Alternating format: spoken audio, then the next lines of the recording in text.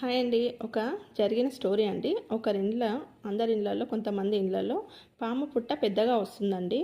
గది నిండా ఉంటుంది. అందులో పాము అయితే నివసిస్తూ ఉంటుంది. దానివల్ల ఇంటి యజమానురాళ్ళకి లక్ష్మీ అనుగ్రహం కలుగుతుందండి. దాని పేరు నాగరాజు. ఆ ఇంట్లో వాళ్ళందరూ పాలు పోసి వాళ్ళల్లో కలిసిపోయేలాగా దాన్ని చూసుకునేవారు. అయినా ఆ ఇంటి యజమానురాలికి ఒక బాబు పుట్టాడండి. ఆ బాబుని ఉయ్యాల దగ్గర కాపలాగా ఉంటుంది. ఉన్న తర్వాత ఒక కప్ప బాబు దగ్గరికి వచ్చిందండి.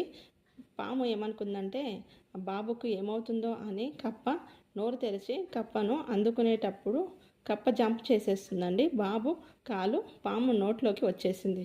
బాబుకు విషం తగిలిందండి. పాము మేలు చేయాలనుకుంది, కానీ కీడు జరిగింది. అందుకే మనము విషపురుగులను ఎక్కడ పెట్టాలో అక్కడే పెట్టాలండి. సపరేట్గా వాటిని ఉంచేసి